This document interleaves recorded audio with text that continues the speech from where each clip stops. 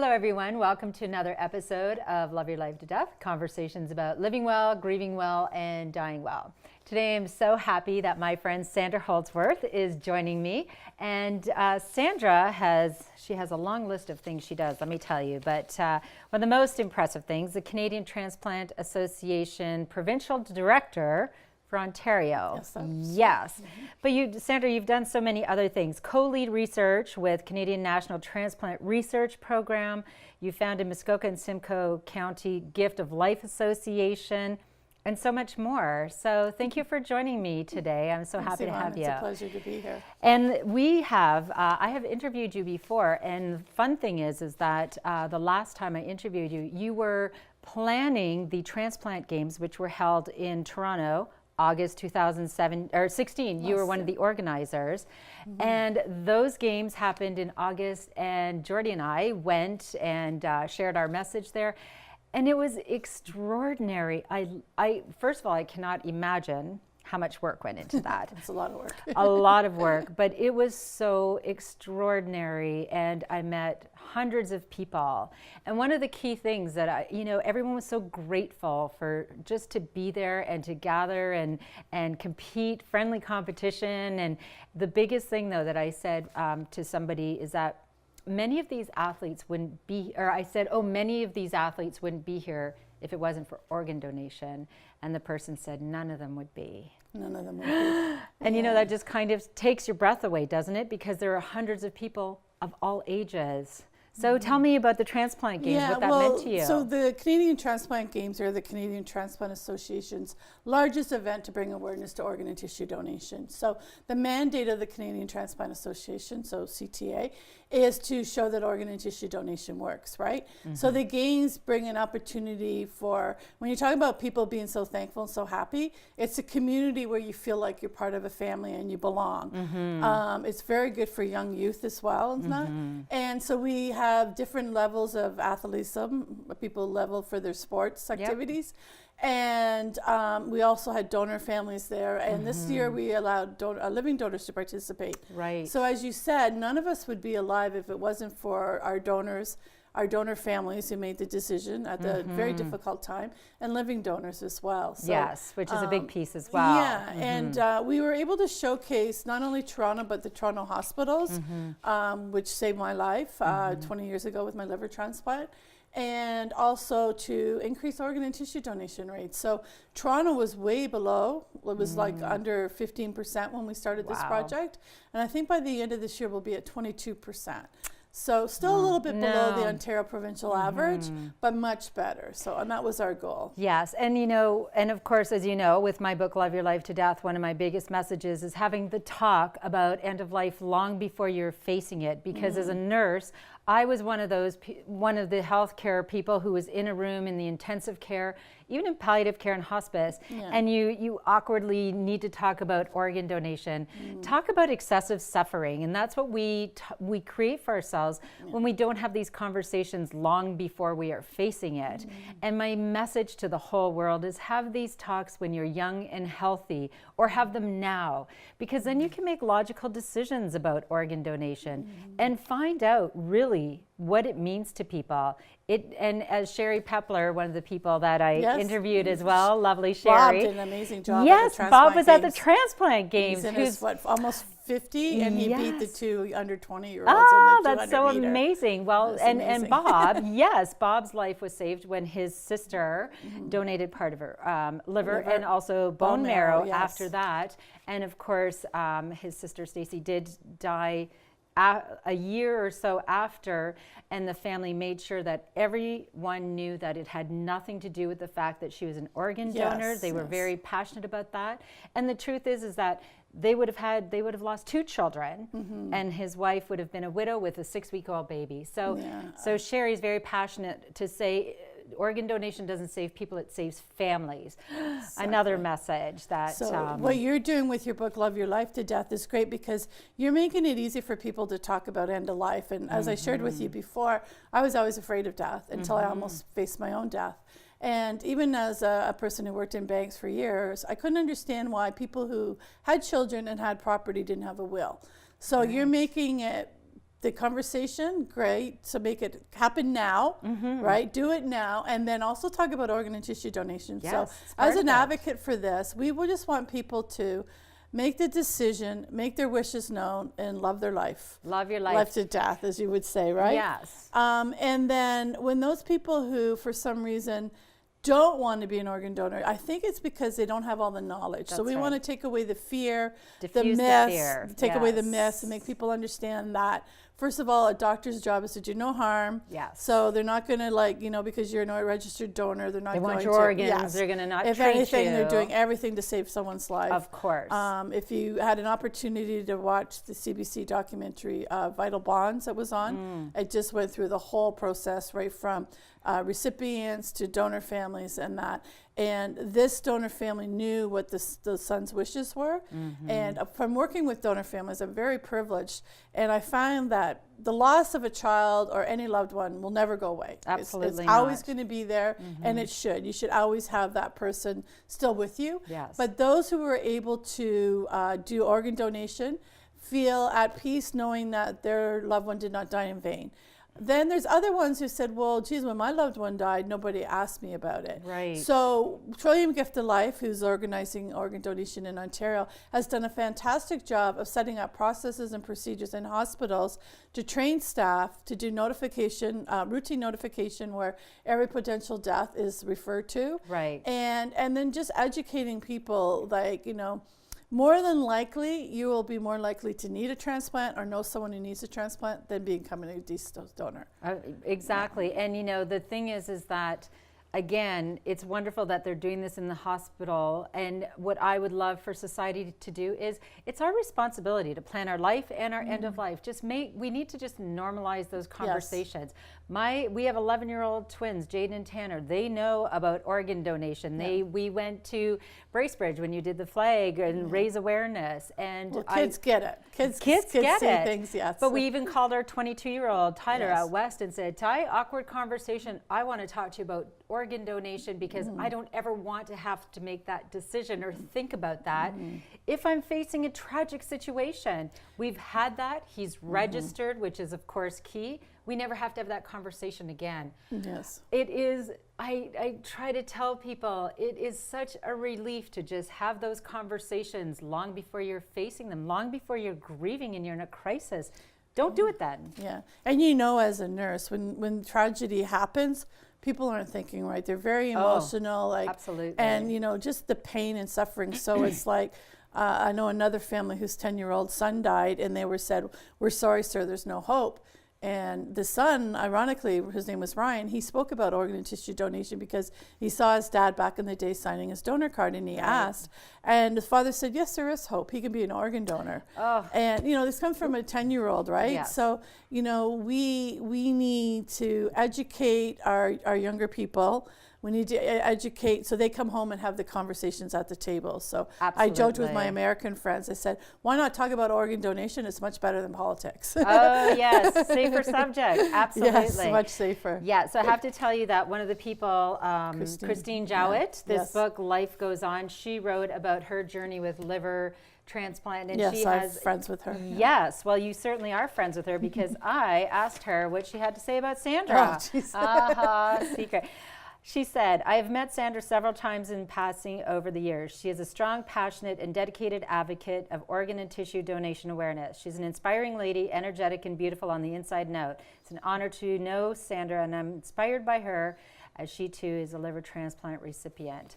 Her book is a nurse. incredible. Yes, she's a nurse. Christine Jowett, Life Goes On. Everybody should read it. I mean, you go through a lot. Yes. With organ donation, but or being a recipient, but She's know, a mother it's as well, she is. so, yes. Now her two children have their mom. Yeah. And also, by the way, David Smith, the president of the Canadian Transplant Yes. Association, it's Good friend of embarrassing. mine, yeah. He just thinks you're absolutely wonderful and you're an advocate for, of course, organ donation awareness, but also engagement between researchers, donors, doctors, so that we can create even more hope for people. Because, I mean, how many people it's over 1,600 people in Ontario are waiting Yes. on a waiting And that list. number doesn't go down. It keeps growing. No, it doesn't. And there's more people that can be added to the list. There's a saying that there's so many thousands of people waiting for dialysis. Only 10% of the people, let's say it's 35,000, I don't know exact numbers, but it's high, but only 10% of those people go on the wait list. So we don't even actually know the amount of people that could be on the wait list, right?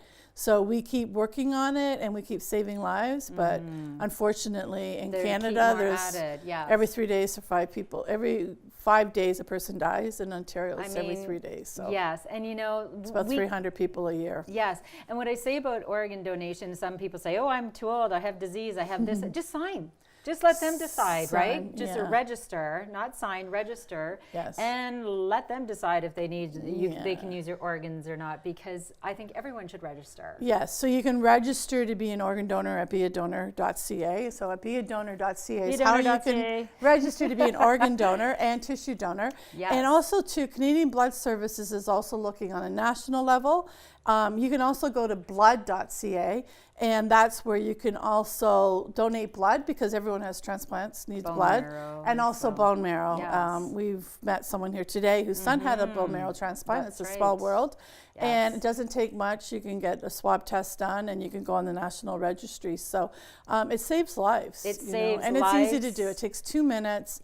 Register, have the talk with your family. At the same time, why not have the talk about end of life? Make those decisions. The whole thing, and you know, long before you're facing it again. So not only are you making logical decisions, and I mean, it's like this bonding experience. You know, oh, okay, we're facing our mortality, but the thought of organ donation saving lives, saving families is just it. You know, it would help anybody through that tragedy. I would have to. It's something good that comes out of something tragic. Well, you make it a good point too, because it saves families. It does, and save saves communities as well. Because your next guest, you'll see, has family, friends, and a whole community around her. And you know, no matter how old you are, we always are someone's daughter, right? That's right. So, exactly. So thank you again, Sandra, for sharing this important message. And after the break, we're going to be joined by the lovely Deanna Peacock, and she has her own transplant story to share. And we'll be back after the break.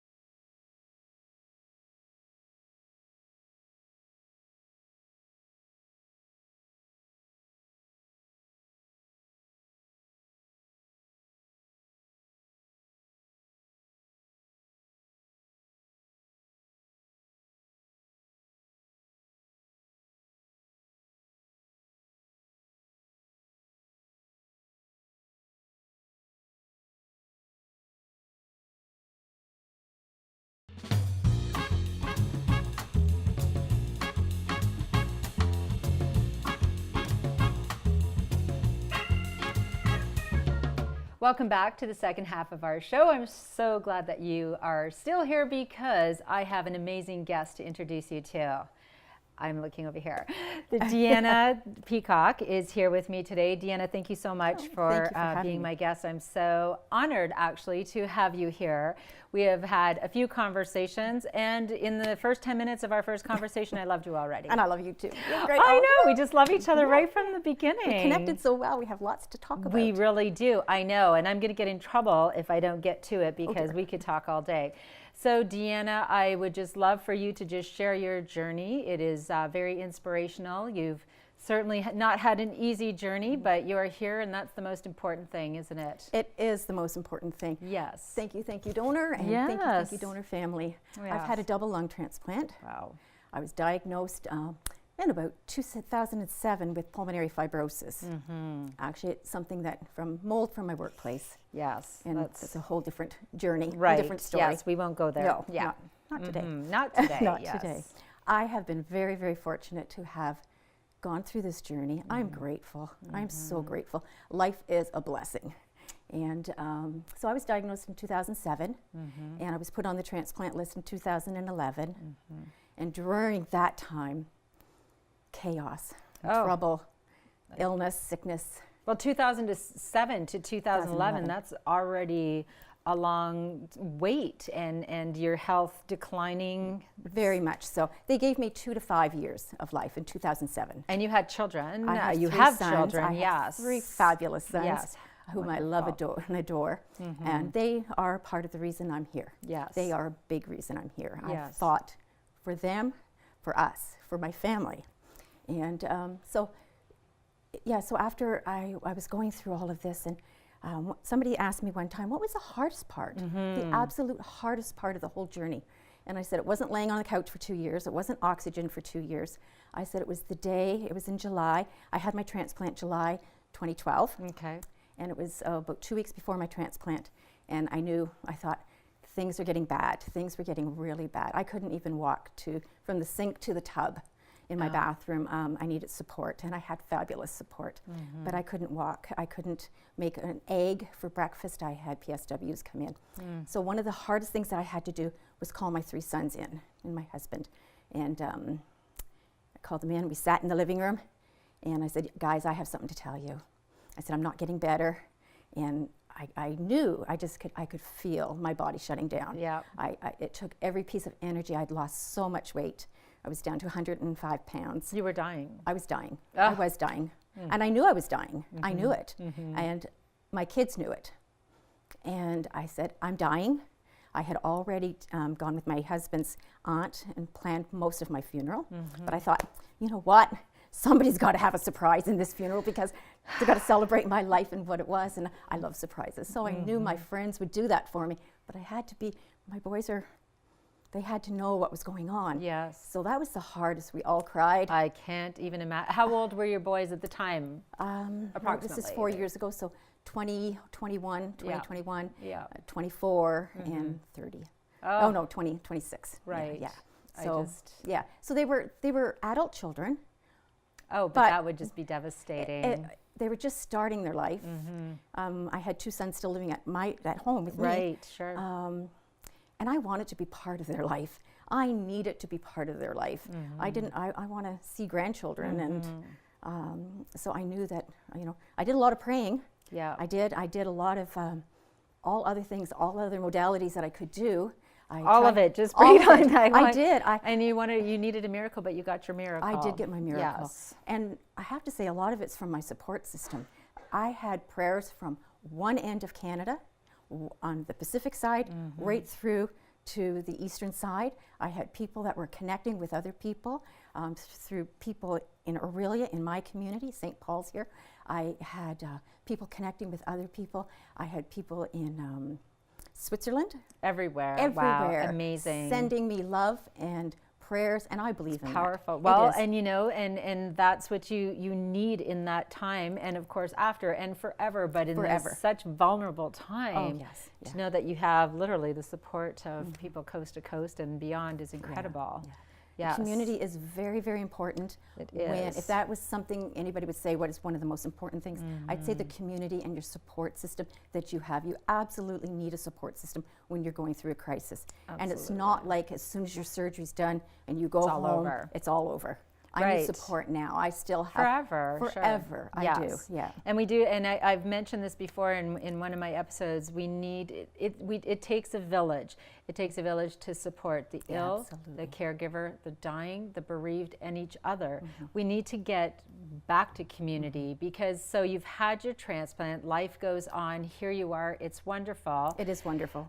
However, as we see here, you know, it's not like it's just an easy journey, and these are your medications. This is my medications that I take daily. Every day. I think I counted them. There's 53 and a half. Not different, but 53 and a half pills that I take a day. Right. My goodness. And this is to prevent rejection. Rejection. I am on rejection. Yes. And you told me that on the phone, and I was so disheartened. So starting in 2013. Yeah. So rejection, which I didn't really know a whole lot about. It's not something that just obviously happens overnight. So slowly, your breathing, is it becoming more difficult, or what is? My lung functioning is decreasing. Okay. It's decreasing. Yes. And although I had a pulmonary functioning test this week, and I went up a point or two. Oh, It was just the yay. first time. Oh, so good, that good. to me is just, that's huge. Because Yes. we have to keep monitoring all of these things that become our habit, our new way of life. Absolutely. This is my newness, you know. So, and it becomes a normal. Your new normal is what they call it. Your new normal, exactly. Yeah. But although you take all of these meds, I have no doubt that after transplant and that journey was not easy. No. You're going through rejection, but tell me, was it all worth it? Absolutely. Exactly. Absolutely. And you know, because those years that you've had with your sons and life again, I mean, it's what a gift. And it's just such to put another face to organ donation is just so important. And that's when, like, I went to the transplant games and met all these athletes, and I met people, little kids who were organ recipients. Older people, like everybody from age, I don't know, 6 to 95. And I just stood there in awe. And is it an easy journey? No, but it's worth it. Absolutely. And the gratitude is that people ooze is just, it's extraordinary. So if everybody could go and register, that would be phenomenal. We have so many people that are waiting for an organ, and I know that some won't get them. And that's a difficult journey as well. Yes. And of course, as I said, I'm preaching it, but let's have these conversations long before we're facing them. When I spoke to my 22-year-old son, so you know, like same age as your son, it was just, okay, we've had that conversation. We've registered, and you know, I kind of harp on my relatives now. It's like, I hope you're a donor, because I'll tell you what, I'm going to give you. That's right. They can have them, but I think that we need to take the time in our lives. Like Karen talked about meaningful conversations. We talked about having meaningful conversations. Have those conversations. Have a belief about life and death, so that when somebody dies, you can separate. Like, that is their physical body. that's right. Choose to believe and think about, process the fact that their spirit, their energy, their soul has left that body. That's right. Right? So, you know, when people say, oh, I don't want to think about that, I mean, that sounds terrible to do that. Well, I mean, we're either going to be cremated or buried. Or, you know, it's not like there's this warm, fuzzy option. That's right. That's right. And, you know, even in having that conversation with my 22-year-old son, who had never thought about this, when I explained why I was passionate about it and the people that I had met, he said, well, I guess that makes sense, Mom. It is quite a waste if you don't, isn't it? Yes, yes, Tyler, yes, it is. And, you know. And for him to recognize that. Exactly. You know. But, you know, and people say, well, I don't know how to start that awkward conversation. I said, you know how I start it? Awkward conversation coming up. Yeah, yeah. Yes, it's awkward. Don't wait till it's comfortable, even that end of life talk.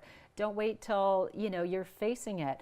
So you've already had all of those conversations, and now you're just living your life to the fullest. That's right. There's a saying with the recipients, the organ recipients, is don't take your organs to heaven. Heaven knows we need them here. That's right. And I still believe get that. in.